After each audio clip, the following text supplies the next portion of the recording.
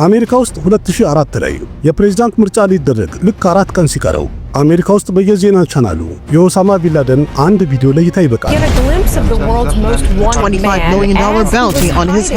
በሰዓቱ የነበረው ምርጫ በአሜሪካ ታሪክ ውስጥ አስፈላጊ የሚባለው ወይም ትልቅ የምርጫ ግብግብ ነበረ። ምክንያቱም የምርጫ ተወዳዳሪ የነበሩት ጆርጅ ቡሽ እና ጆን ኬሪ ነበሩ። ምክንያቱም የምርጫ ቅስቀሳቸው ላይ ሁለቱም ሲናገሩ የነበረው ምርጫ ካሸነፍኩኝ ኦሳማ ቢንላደንን በ9/11 አደጋ የተነሳ ፈልገን እንበቀለዋለን ብለው ቃል እየገቡ ነበር ለህዝቡ። በአልጀዚራ የተላለፈው የኦሳማ ቢንላደን ቪዲዮ እንደሚያሳየው በሰዓቱ ኦሳማ ቢንላደን በጤናው ምንም ነገር ሳይሆን በህይወት እንዳለ የሚያሳይ ነበር። ቀደም ብሎም ቢሆን ደግሞ ኦሳማ ቢንላደን 9/11 ላይ ለተፈጠረው አደጋ ኃላፊነቱን ወስዳለሁ ብሎ አፉ ሞልቶ ተናግሮ ነበር። ይህንን ቪዲዮ መልቀቅ የፈለገበት ዋና ዓላማ የተባለው ለመላው ዓለም በተለይ ደግሞ ለአሜሪካ ማሳየት የፈለገው የዓለማችን በጣም ይፈልጋል የሚባለው ግለሰብ የሆነ ቦታ ላይ በጤናውና በደስታ በሰላም እየኖረ ለማሳየት የፈለገ ቪዲዮ ነው ተብሏል። ግን ልክ በዛ ሰዓት ላይ የኦሳማ ቢንላደን አሜሪካ ውስጥ እንዳለ ጫጫታ በፈጠረበት ሰዓት ላይ ቨርጂኒያ ውስጥ የሚገኘው የሲአይኤ ዋና ማዘዣ ጣቢያ ውስጥ ቢንላደንን ፈልጎ ለመያዝ ታቅዶ የነበረው ለየት ያለ እቅድና ዝግጅቶች ሐሳባቸው ጠቅላላ እንዲቀዘቅዝና እንዲደነብሩ ያደረገ ሆኗል። ምክንያቱም ይህ ክስተት ለሲአይኤዎች በአጠቃላይ እጅግ በጣም አስጨናቂና አናዳጅ ክስተት ሊሆነባቸው። ምክንያቱም ያ ኦሳማ ቢንላደን ዛሬ ቪዲዮ ለቆ ስኬቱንና ድሉን እየሳቀ ለአሜሪካኖች እያላገጠባቸው ያለው ያ ቢንላደን ከ3 ዓመት በፊት ሲአይኤዎች ሊይዙት ጫፍ ደርሰው አምልጧቸው ነበር። ዓለም ድንቅ ናት በሚለው ቪዲዮ በድጋሚ ተገናኝተናል። ውድ ቤተሰቦች 9/11 የተሰኘው አደጋ ከተፈጠረ በቀጣይ ወር አሜሪካ በፍጥነት ወደ አፍጋኒስታን ዘመተችና የአልቃይዳ ፋይተሮችን እያሳደደች በአገሪቱ በምስራቅ በኩል ወደ ተራራ አሳዳቸው ነበር። የአልቃይዳ ወታደሮችም አንድ ላይ ተሰባስበው ቶራ ቦራ ተራራ ላይ ዋሻ ውስጥ ተደብቀው ነበር። ሲአይኤዎችም በሰዓቱ አስበው የነበረው ኦሳማ ቢንላደንም እዚህ ነው የሚገኘው ብለው ነበር። የአፍጋን ተራ የመንደር ሰዎችን አንድ ላይ በመያዝ የአሜሪካ ወታደሮች ከአፍጋኒስታን ወታደሮች ጋር ከፍተኛ የሆነ ጦርነት ገጠሙ ተራራው ላይ። ይህ ሁሉ ትግላቸውም ተራራው በጣም ስለከበዳቸው ምንም አይነት ስኬት ማግኘት ባልቻሉ ሰዓት ላይ የአሜሪካ ወታደሮች ከባድ የሆነ የአየር ጥቃት ለመፈጸም ወሰኑ። ግን እነሱ አቅማቸውን ተጠቅመው ይህንን ጦርነት እስከሚያሸንፉ ድረስ በመሃል ግን ቢንላደን ከቦታው ጠፍቶ ነበር፣ አምልጧቸው ነበር። ጦርነቱ ካበቃ በኋላም ከየዋሻው የወጡት ወይም የተያዙት 20 ሰዎች ነበሩ። ያም ማለት እንግዲህ ሲአይኤ ኦሳማ ቢንላደንን ለመያዝ የሚችልበት ወርቃማ እድላቸውን ስላጡ በጣም የተቃጠሉበትና የተናደዱበት ሰዓት ነበር። ግን ሲአይኤዎች ያላወቁት ነገር ከተራራው እስከ ተያዙት 20 ሰዎች መሃል አንደኛው ግለሰብ ምን አይነት ሰው ነው ቢንላደንን ለመያዝ የሚያስችል መንገድን ሊከፍት ይችላል የሚለውን አልባነኑም ነበር መጀመሪያ።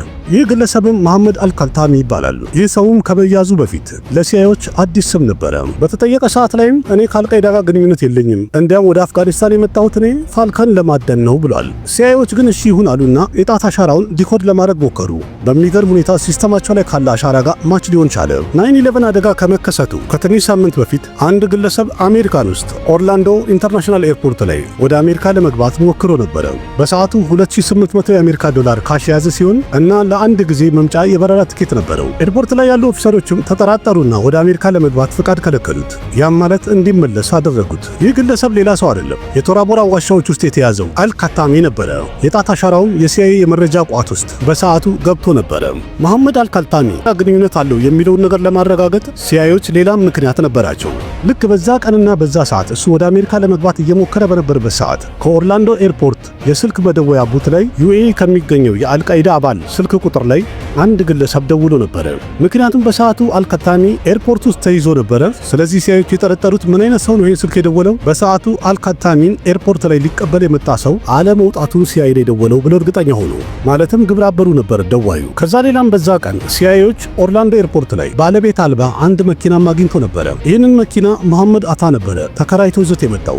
መሐመድ አታ ማለት የ9/11 አደጋ በተከሰተ ሰዓት ላይ የአሜሪካ ፍላይት የሆነው የበረራ ቁጥር 11ን ከወርልድ ትሬድ ሴንተር ጋር በሰሜናዊ ክፍል ጋር ያጋጫው ማለት ነው። ያም ማለት ሲአይኤዎች የገባቸው ይህ ሁሉ ክስተት በሆነ መንገድ እንኳን ከመሐመድ አልካታሚ ጋር ግንኙነት አለው ብለው እርግጠኛ ነበሩ። የምርመራ ቡድኑ በመጨረሻ የደረሰበት ውጤት አልካታሚም የ9/11 ጥቃት ላይ ተሳታፊ ሆኖ ዩኤ ፍላይት ነምበር 93 የተባለውን ፕሌን አብሮ ሊያግት ነበር ወደ አሜሪካ የመጣው ብለዋል። ይህ ፕሌን ማለት እንግዲህ የ9/11 ክስተት ላይ ኢላማውን መምታት ያልቻለው እናም በዛ ሰዓት ላይ ፔንሲልቬኒያ ላይ ነበር የወደቀው። ተሳፋሪ ተሳፋሪዎች በጀግንነት ፕሌኑን በድጋሚ ወደ ቁጥጥራቸው ለማስገባት ሲጣጣሩ ኢላማውን ስቶ የተከሰከሰው ፕሌን ነበር። ይህም ሁሉ ስለላ ካደረጉ በኋላ ምርመራውን ቀጥሎ ነጥብን ከነጥብ ጋር አገናኙና መሐመድ አልካታሚን አንድ ጊዜ ለመጨረሻ ጊዜ ወደ ጥያቄ ክፍል አስገቡት። በአሁኑም እንግዲህ ለብለብ ሲያደርጉት ከአልቃይዳ ጋር ግንኙነት እንዳለውና አባል እንደሆነ አምኗል። ከ3 ወር በኋላ ማርች 2002 ላይ በፈረንጆቹ አቡ ዙበይዳ የሚባል የአልቃይዳ አንድ አባል በቁጥጥር ውስጥ ገባ።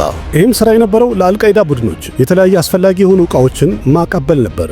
ያሉበት ቦታ ማድረስ ስራ ይሰራ ነበር። እሱም እንግዲህ ወደ ማበጠሪያው ክፍል በገባ ሰዓት ላይ ሲአይኤዎች ኻሊድ ሼክ መሐመድን እንዲይዙት ተባብሯቸዋል። ከአንድ ዓመት ቆይታ በኋላም በመጨረሻ ኻሊድ ሼክ መሐመድን በቁጥጥር ውስጥ ገብቷል። ኻሊድ ሼክ መሐመድ ማለት የአልቃይዳ አንድ ወታደር ሲሆን የ9/11 አደጋን ወይም ክስተቱን ጥቃቱን ፕላን ያደረገው ዋና ሰው ነበረ።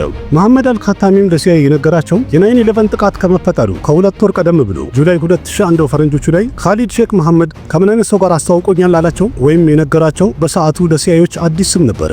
ያም ሌላ ሰው አልነበረም፣ አቡ አህመድ አልኩዌቲ የሚባለው ነው። ይህ ግለሰብም ካታሚን ያሰለጠነው ነበረ። ሲአይኤዎች የሁሉ ነገር ቢያገኙ የአልቃይዳ እያንዳንዱ ስትራክቸራቸውን ቢያውቁም ግን የሁሉ ነገር አንድ ላይ ተሰብስቦ ቢታይም ኦሳማ ቢንላደን ጋር ለማድረስ ገና በቂ አልነበረም። ምንም ፍንጭ አልነበረውም። ሲአይኤዎችም የሚችሉትን ያህል ተጣጣሩ። በጣም በከባዱም ብዙ ቡድኖች በስለላ ቢሳተፉም ኦሳማ ቢንላደን ጋር መድረስ አይደለም ስለሱ በቂ የሆነ መረጃ እንኳን ሊደርሳቸው አልቻለም።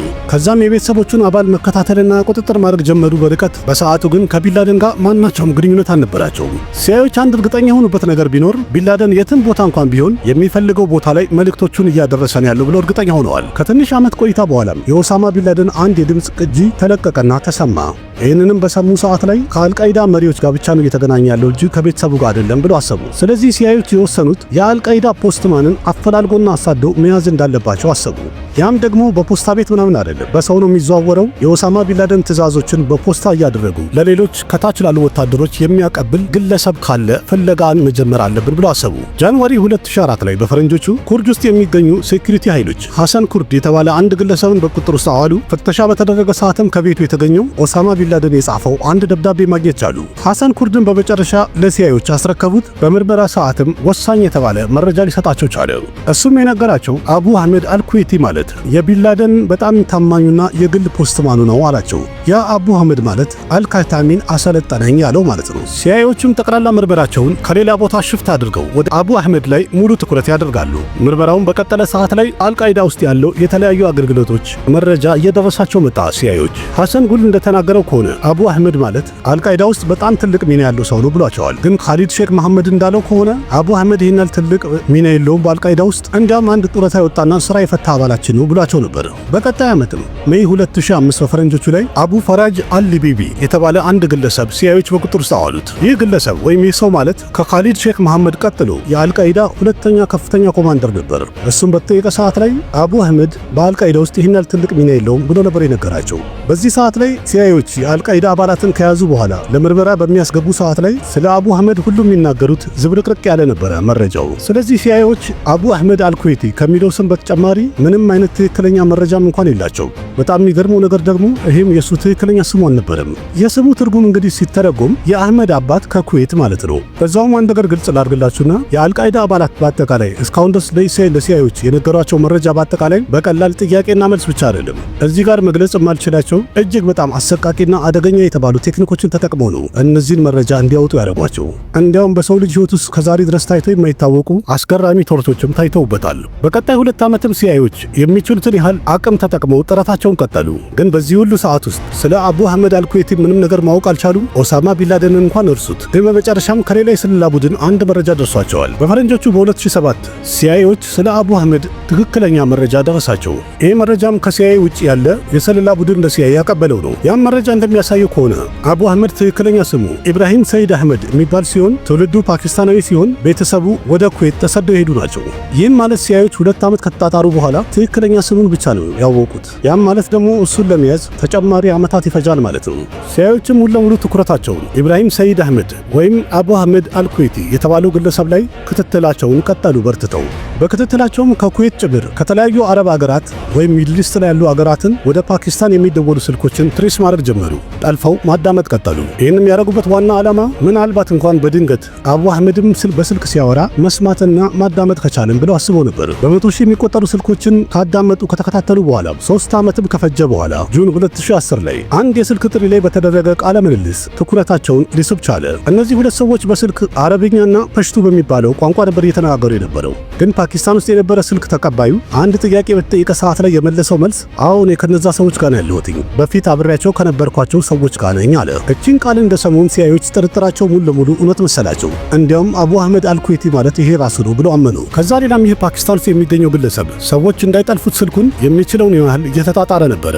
አንደኛው ስልኩ ለትንሽ ደቂቃ ብቻ ስልኩ ይበራል፣ በቀጣይ ደቂቃም ያጠፋዋል። በዛውም ይሄኛው ስልኩ የሚበራ የነበረው ፓኪስታን ውስጥ ያለ ፒሻቨር የሚባለው አካባቢ ሲሄድ ነበረ። ይህን ሁሉ ነገር ካዩ በኋላም የጥናት ቡድኖቹ ሙሉ ለሙሉ እርግጠኛ ሆኑ ይህ ግለሰብ ማለት አቡ አህመድ አልኩዌቲ ነው ብለው እርግጠኛ ሆኑ። ስለዚህ መሬት ለመሬትም ያለ ስለላ እንዲቀጥል አዘዙ። ለዚህ ስራም ኦገስት 2010 ላይ አንድ ፓኪስታናዊ የሆነ የሲአይኤ ኤጀንት ተመለመለ ወይም ተመረጠ። ስራውንም በኃላፊነት ተቀበለ። መጀመሪያ ፒሻቨር የሚባለው ከተማ ከሄደ በኋላ ፓኪስታን ውስጥ ማለት ነው አቡ አህመድን አፈላልጎ ለይቶ አገኘው። ከዛም ከኋላ ኋላው ወደሚሄድበት ቦታ መከተል ጀመረ። ረጅም ሰዓት ከተከተለ በኋላ በጎዳና ላይ በመጨረሻና አቡ አህመድ ወደ ቤቱ ገባ። ማለትም ሲአይኤዎች አሁን የአቡ አህመድን ቤቱን አውቀውታል። ስለዚህ በአሁኑ ምንም አይነት ጥፋትም ስህተትም እንዲፈጠር አልፈለጉም። ተደብቀውም እሱን መከታተል ቀጠሉ። ምክንያቱም በአሁኑ ሰዓት ላይ ሲአይኤዎች ያላቸው አማራጭ አቡ አህመድ ብቻ ነበረ። ዋና ተፈላጊው ኦሳማ ቢንላደን ጋር ሊያደርሳቸው የሚችለው አንድ ሰው እሱ ብቻ ነበር። ረጅም ቀን ክትትል ቢያደርጉም ግን አቡ አህመድ ከቤቱ ወጥቶ ወደ ሌላ ቦታ መሄድ አልቻለም። ቢንላደን ሊኖርበት ይችላል ወደሚባል ቦታ ሊሄድ አልቻለም። የዛኔም ሲአይኤዎች የተጠራጠሩት ቢንላደን ሌላ ቦታ አይደለም ያለው እዚሁ ቤት ውስጥ ከአቡ አህመድ ጋር ነው የሚኖረው ብለው ተጠራጠሩ። እስከዚህ ሰዓት ድረስ አሜሪካኖች 100% እርግጠኛ አልነበሩ። ግን የሚገርመው ነገር ያ ለ10 ዓመታት ሲያፈላልጉት የነበረው ግለሰብ ምናልባትም ያ ሰው እዚህ ነበር ማለት ነው። ከዚህ በኋላ የኢንተለጀንሶች ስራ በአጠቃላይ አበቃ።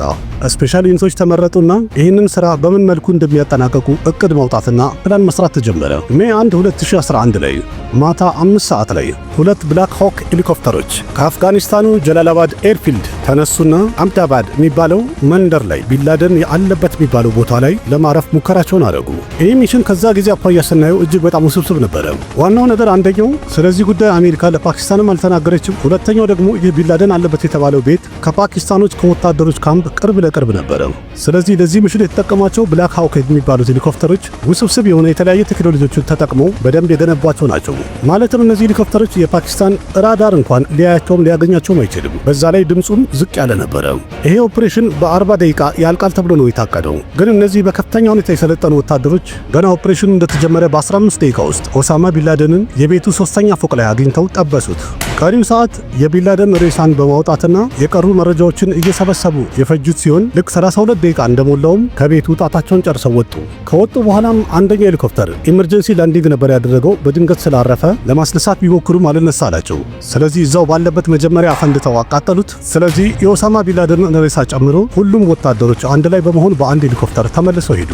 የአሜሪካ ኦፊሰሮች እንደተናገሩት ከሆነ የኦሳማ ቢንላደን ሬሳውን በ24 ሰዓት ውስጥ የሳውዲ አረቢያን ፍቃድ ከጠየቁ በኋላ አረቢያን ሲ ላይ አስምጠነዋል፣ ጥለነዋል አሉ። ልክ በዚህ መልኩ ይህ እልህ አስጨራሹ 10 ዓመት የፈጀ ሚሽን ተጠናቀቀ። የተለያየ ፊልም ላይ ታችሁት ይሆናል፣ ግን እንደዚህ በዝርዝር አልሰማችሁትም ብዬ ያቀረብኩት ነው። የዛሬውን እንግዲህ ዓለም ድንቅ ናት የተሰኘው ፕሮግራም እንደተመቻችሁ እርግጠኛ ነኝ። ቪዲዮን ላይክ አድርጉ፣ ያላችሁን ሀሳብ አስተያየት በኮሜንት ግለጹ፣ ለጓደኞቻችሁ ሼር አድርጉ። ልክ እንደዚህ የተለያዩ አስደናቂ ቪዲዮዎችን ይዤላችሁ እንድመጣ ወይም እንዳቀርብላችሁ ቻናሉን ደገፍ አድርጉት፣ ሰብስክራይብ አድርጉ፣ ለጓደኞቻችሁ ሼር አድርጉ። ለማንኛውም አቅራቢያችሁ ቃሲም መካ ነበርኩኝ። በሌላ ቪዲዮ በድጋሚ እስከምንገናኝ ደህና ሁኑ። ባባይ